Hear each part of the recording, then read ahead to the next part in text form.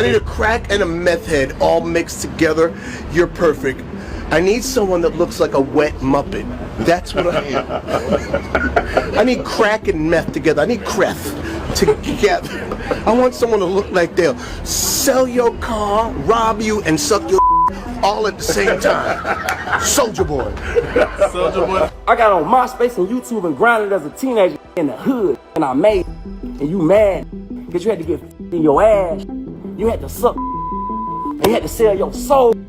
Things just seem to be getting wilder between Soulja Boy and Marlon Wayans, and it looks like it might even be taking a possible violent turn. Ain't shit you can say to me.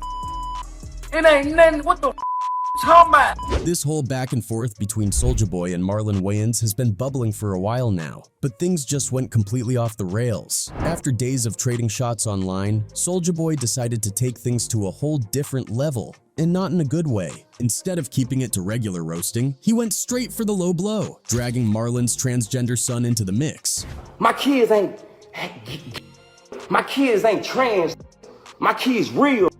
My kid, I stand on business with my kids. Big Draco hopped on X and posted, "Ain't your son a T that suck D?" at Marlon Wayans. Then, just to make sure everyone saw it, he followed up with screenshots of articles about Marlon supporting his 23-year-old son Kai. But he didn't stop there. He kept going, saying, "That effing shit running in the family, huh?" At Marlon Wayans, "No wonder you like dressing up as a bee. It's in your blood." Now you already know Marlon wasn't about to let that slide. He fired back on X, hitting Soulja with both facts and disrespect at the same time. You know you can get cancelled for transphobic slander like this. Fortunately for you, you don't have a career. Apparently, you've been cancelled for the last 17 years. Crank That was 2007. We still waiting. Soulja Boy, get a chest! And you gotta have more than 2 songs to be.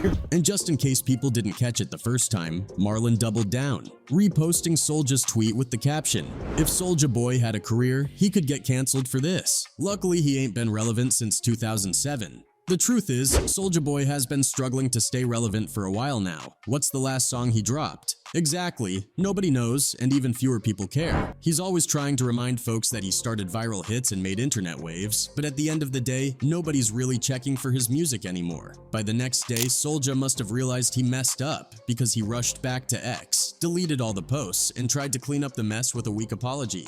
"I apologize for crashing out. I just be trying to defend myself, but sometimes I take it too far. Back to the music and TV shows. Love y'all." But nobody was buying it, because in the same breath, he tried justifying his rant by saying Marlon dissed him first in an interview. So, was it an apology or just damage control? Because from where we're standing, it looked like the latter. Now, if you're wondering how this whole thing even started, we gotta rewind a bit. It all kicked off back in January when Marlon was on 101.1 The Wiz talking about Soulja performing at a Trump event. Marlon basically clowned him, saying Soulja was washed and only chasing a check. He even joked that Soulja probably didn't even realize it was a Trump event until it was too late. Soulja Boy, he been canceled. Nobody cares, Soulja Boy.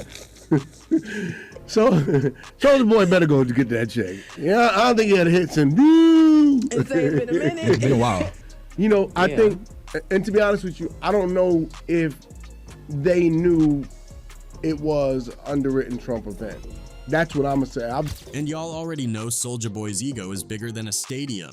The moment he heard about it, he lost it. First, he jumped on X saying, "Marlon Wayans, you a B and you not funny. Shut up, ninja. Keep selling your soul and sucking the higher-ups D's." Marlon could have let it slide, but instead he clapped back hard. "You M-lested lil boy. Go sit your lil ah down on some uncle lap and shush." From there, it was all gas, no breaks. Marlon turned it into a full-on comedy special. He started roasting Soulja with old pics, posting one of Soulja hugged up with another dude and captioning it, "I'm sorry, what now? Looking like you'd do anything for some meth." Then he exposed old DMs where Soulja was begging to promote his 2017 Netflix movie Naked. And just when you thought he was done, he zoomed in on Soulja's teeth and said, "Tell me Soulja Boy didn't smoke crack. Look at them hot crack pipe burns on his lips. His teeth look like they saying, 'I'll suck your dick K.'" At this point, Soulja had no choice but to wave the white flag. He deleted his tweets and even reshared one of Marlon's posts saying, "Huh, this actually made me laugh. Much love to you fam at Marlon Wayans. I'm done being mad y'all." And just like that, Soulja tapped out. But let's be real, Marlon didn't even say anything new. He just put a megaphone on what people have been whispering for years. If you've been outside, you already heard the rumors about Soulja Boy being on the low. This isn't even the first time somebody hinted that Soulja might be playing for both teams. Y'all remember that white dude, William the Baddie? He went on Tasha K's Messy podcast and straight up said that he and Soulja Boy had a little situation one night at an event. According to him, Soulja was with all the smoke behind closed doors, like no hesitation.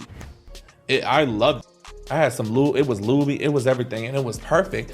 And he was like, take this, you white bitch, right? Like he kept, like he's very like into like the race playing stuff. And let's not forget Vivica Fox, a whole OG in the game who had people side-eyeing Soulja years ago. Remember when she was talking about that XXL cover with Soulja Boy and 50 Cent? She said the vibe was giving heavy DL energy, like there was more happening behind the scenes than met the eye. What were your thoughts when 50 Cent blamed the second season ratings dip on gay stuff?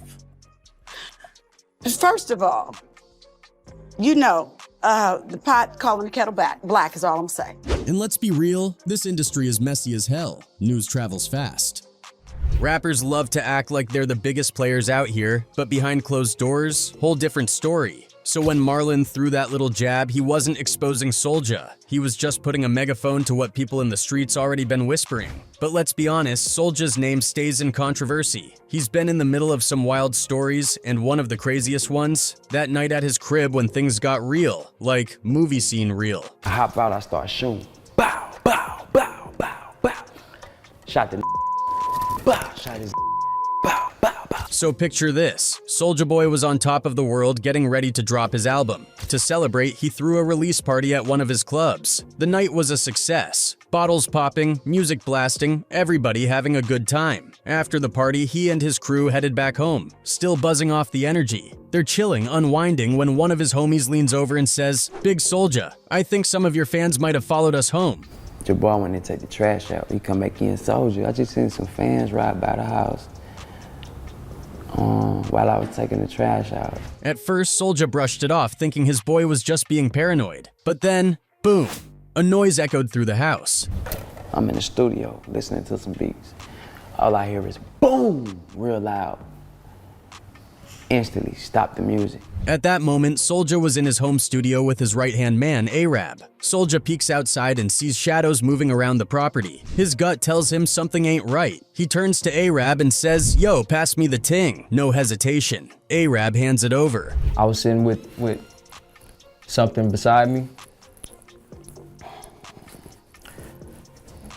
and I had to pass it to my friend. Now, Soulja's not about to wait around to see what happens next. He steps outside and starts letting off shots. One of the intruders drops while the rest take off running. When the dust settles, Soulja walks up to the body, pulls off the mask, and boom, he knows this dude. It's someone named Droop. Now, fast forward. Soulja's retelling this whole story later, and when somebody asks if he actually shot somebody, he hesitates. First, he dodges the question. Then he's like, I don't want to speak on that. But here's where things take a turn.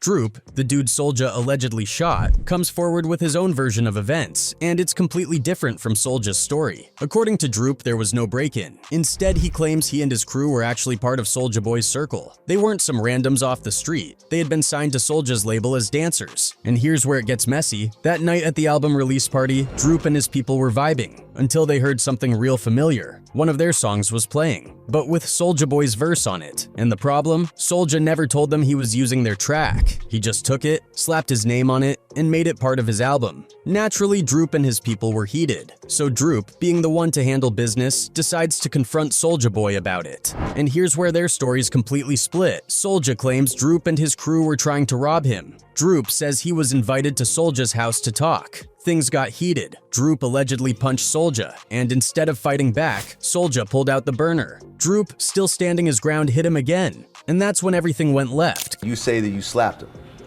I did slap him, I don't say. So you slapped him open hand, and then he pulled out his gun? That's exactly what he did. And he just shot you. He was just like that. I said, what you gonna do with that? So I slapped him again.